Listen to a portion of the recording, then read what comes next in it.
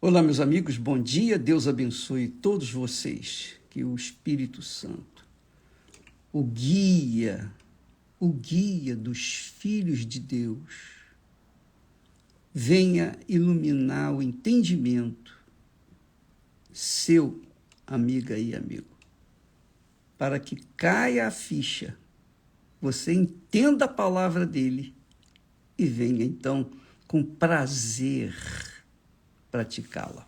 Olha só, nós falamos ontem a respeito dos descendentes de Abraão e dos filhos de Abraão. Obviamente, quando Jesus fala descendente de Abraão, estava falando do DNA de Abraão. A exemplo do rico.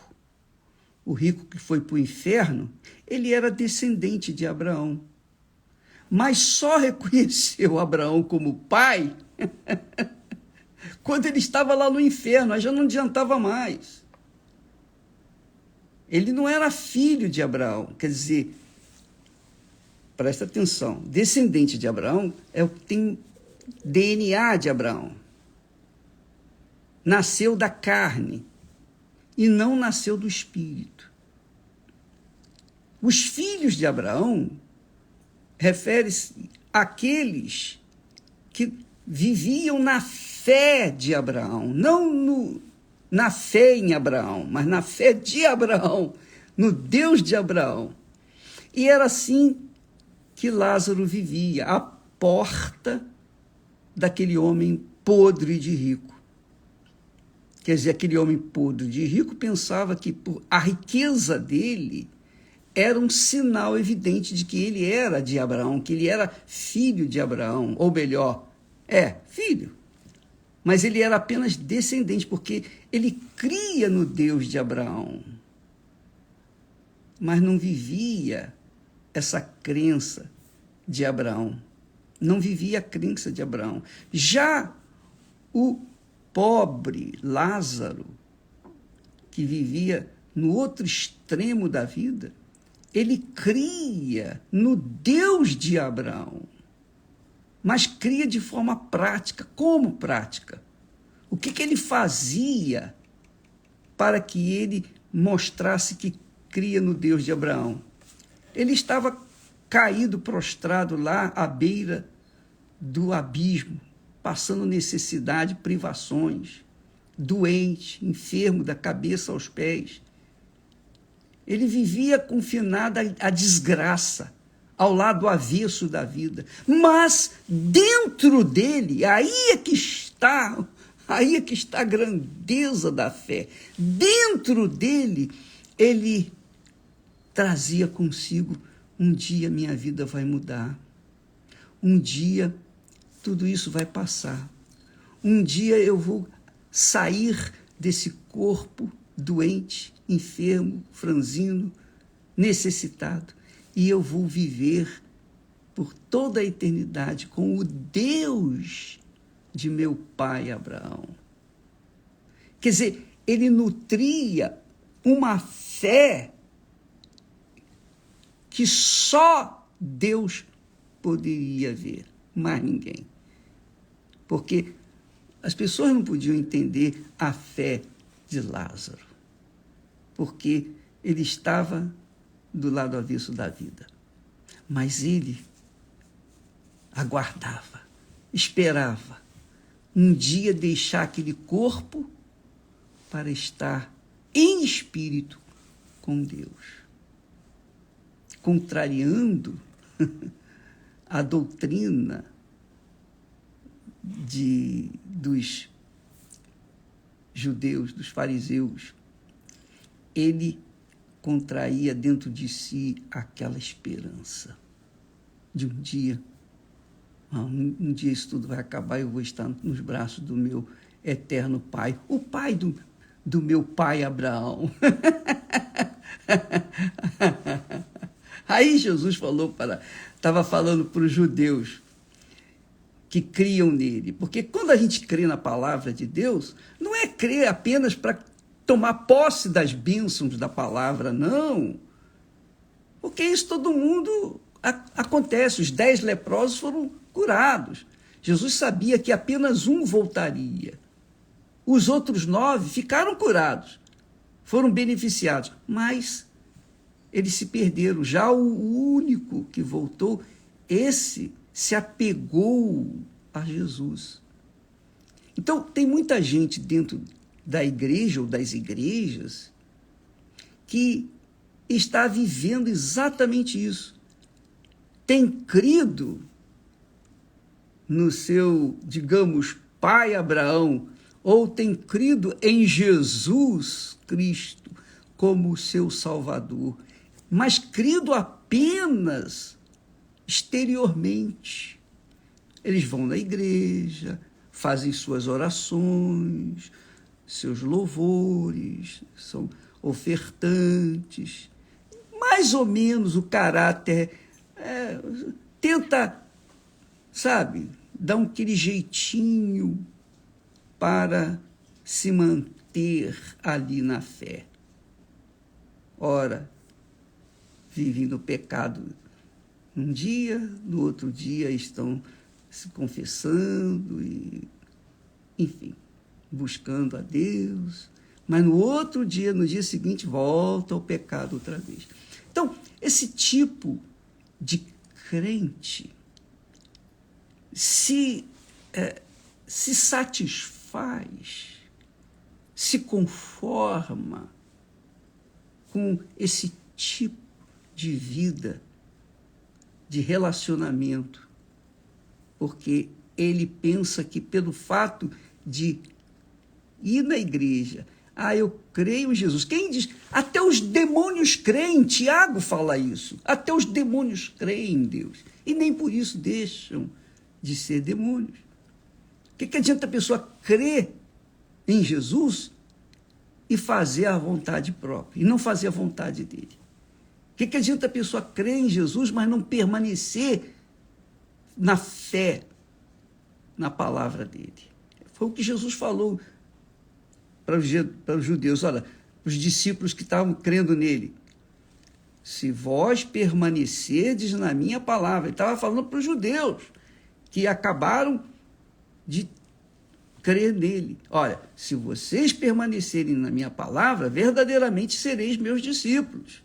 E conhecereis a verdade, e a verdade vos libertará. Quer dizer, a verdade viria se revelar e vocês serão libertos. Mas aí, eles disseram, somos descendência de Abraão. Quer dizer, nós temos uma linhagem, nós temos um pai na fé que agradou a Deus. Quer dizer, eles criam, a fé deles estava voltada para a atitude ou as atitudes, o caráter de Abraão, não no Deus de Abraão. Quer dizer, eles eram religiosos, praticavam a religião. Eles eram religiosos, severamente religiosos, rigorosamente religiosos. Mas eles não eram de Deus, que é o que acontece muito, mas muito mesmo, por esse mundo afora.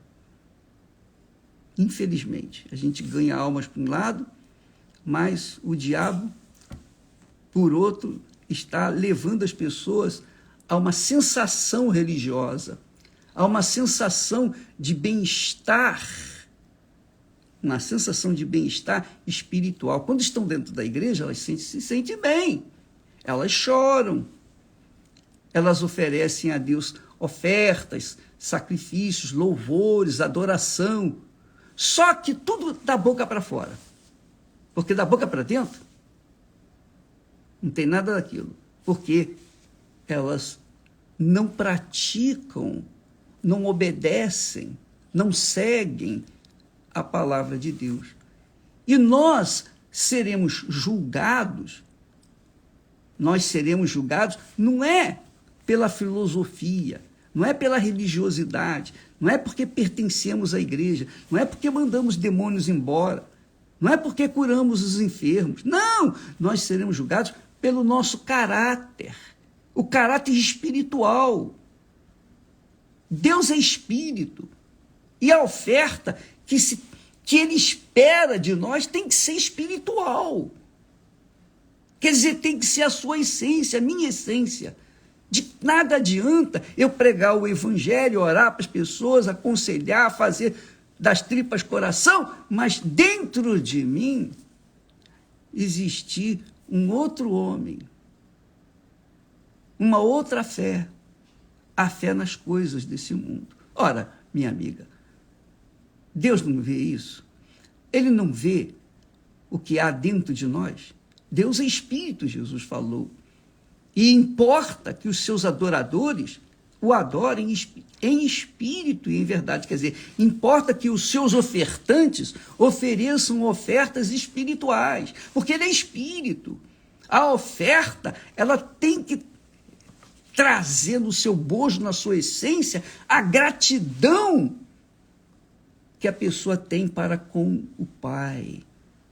Mas não é a oferta física, não é a oferta física que agrada a Deus naquele momento, por exemplo, que vai apagar os pecados que se cometem diariamente. A fornicação, mentira, engano, enfim, a malícia, a língua grande. Então, dentro das igrejas, existe muita gente que se ilude com a sua aparente fé, digamos assim. Porque elas obedecem. Do lado de fora, é fácil você obedecer a Deus, é ou não é?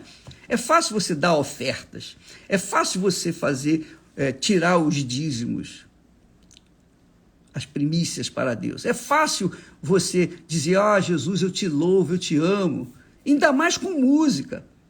Você coloca uma música bonita, canta um hino bonito, você mergulha naquela emoção e você sente bem, você tem aquela sensação gostosa.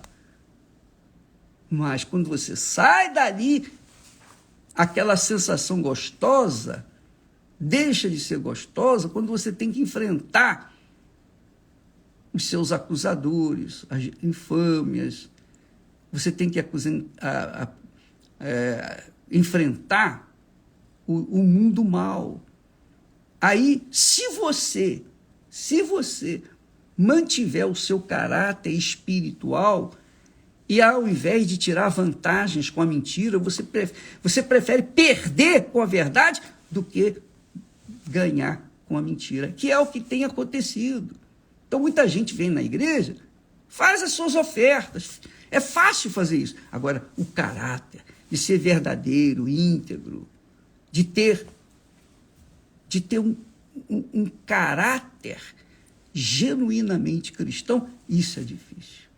E essa é a oferta que agrada a Deus. Os judeus ali, eles diziam, nós somos descendência, mas o que eles faziam? Eles faziam toda sorte, cometiam toda sorte de pecados, porque Jesus realmente apontou o dedo. Por isso que Jesus falou, e conhecereis a verdade, e a verdade vos libertará.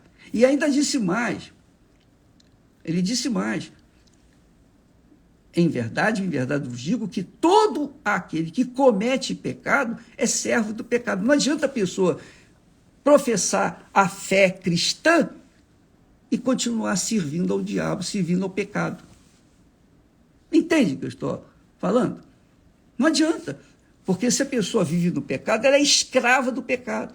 Como que uma pessoa escrava do pecado vai conviver com Deus que é espírito, é verdade? Como que uma pessoa que se diz ter o Espírito Santo e fala em línguas, mas fala mentira também? Que é o que mais tem. Como que uma pessoa que adora a Deus com seus louvores, tem uma voz belíssima, a canção é maravilhosa, mas no espírito vive na prostituição, vive no pecado. Essa criatura é escrava do pecado. E como Jesus mesmo diz que o escravo não fica para sempre em casa, cedo ou tarde ele vai cair. E é isso que nós temos visto. Nós temos visto pastores, bispos, pessoas que se dizem de Deus, que supostamente eram de Deus, vivendo no pecado. Por quê? Porque não nasceram do Espírito Santo. A oferta deles não serviu.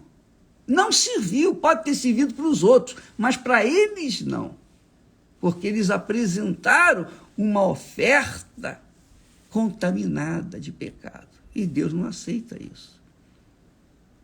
Quando nós entendemos que Deus é Espírito e que, obviamente, espera que nós sejamos espirituais ao ponto de apresentarmos a nossa vida com caráter, lisura, verdade, integridade, marido de uma só mulher, mulher de um só marido, filhos que respeitam seus pais, pais que orientam seus filhos na verdade, e coisas dessa natureza.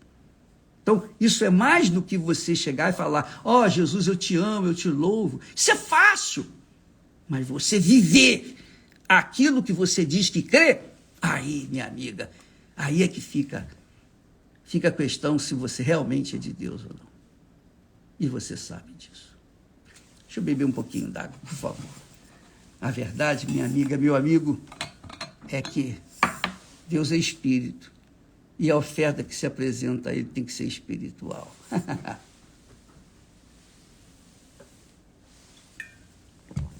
Tem que ser espiritual.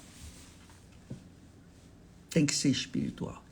Deus é Espírito, disse Jesus à mulher samaritana.